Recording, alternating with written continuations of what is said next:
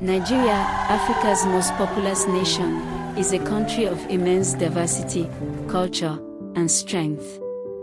But it is also a nation shaped by deep historical wounds. And at the center of one of its most controversial modern movements stands one man, Nnamdi Kanu. To some, he is a freedom fighter. To others, today we stand united. With to this the flag, Nigerian we will rise and government, achieve our a dreams. man facing serious charges. But who is Nnamdi Kanu, and why does his name continue to divide Nigeria? Tonight, we explore his story, chapter by chapter. Nnamdi Kanu was born on September 25, 1967, the same year the Nigerian Civil War began. That war started when the southeastern region declared itself the Republic of Biafra.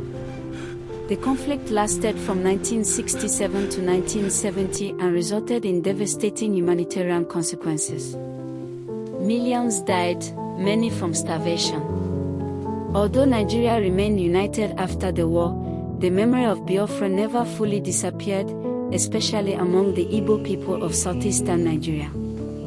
For decades, feelings of political and economic marginalization lingered. It was within this historical context that Kanu's ideology began to form. Years later, after spending time abroad, Nnamdi Kanu emerged as a vocal advocate for Biafran independence. He founded the Indigenous People of Biafra, also known as IPOB. Through his broadcast platform, Radio Biafra, Kanu delivered passionate speeches to listeners across Nigeria and the diaspora. He accused the Nigerian government of political exclusion, unequal distribution of resources, economic neglect of the Southeast. His tone was bold, direct, and often confrontational. For many young supporters, he represented pride, identity, and resistance. For critics, his rhetoric was divisive and inflammatory. The movement was growing, and so was tension. In October 2015, Nigerian authorities arrested Nnamdi Kanu on charges including treasonable felony. His detention sparked widespread protest across southeastern Nigeria. Demonstrators demanded his release. Security forces responded with crackdowns in some areas. After nearly 2 years in detention, he was granted bail in 2017 under strict conditions. But shortly afterward, Nigerian military forces conducted operations in his hometown in Abia State. Following that incident, Kanu disappeared from public view. Speculation spread rapidly. Months later, he resurfaced outside Nigeria and continued his activism abroad. That same year, the Nigerian government designated IPOB a terrorist organization, a label strongly rejected by Kanu's supporters. Tensions in the southeast continued to rise. In June 2021, Nigerian authorities announced that Nnamdi Kanu had been rearrested and returned to Nigeria to face trial. Officials stated he was intercepted abroad and brought back to continue legal proceedings. However, the manner of Your his Honor, arrest I demand became to a speak. subject of My lord, my controversy client and wishes to legal address the debate. court. Proceed, but keep it brief. Court cases followed. Adjournments. Legal arguments. Appeals.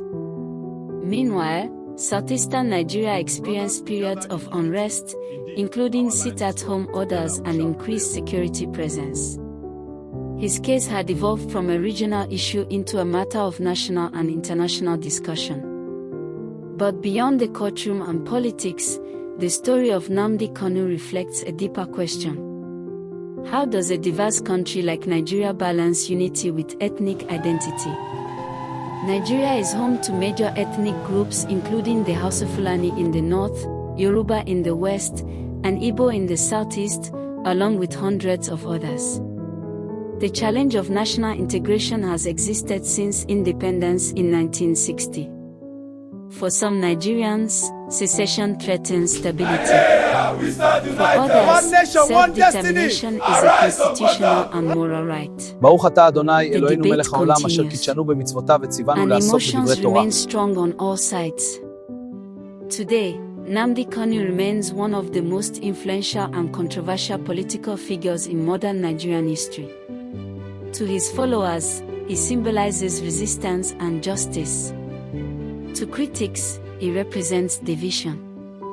But one thing is certain: his story is far from over. As Nigeria continues to confront questions of identity, equity, and unity, the outcome of this chapter may shape the country's future for generations. History is still being written, and Nigeria is watching.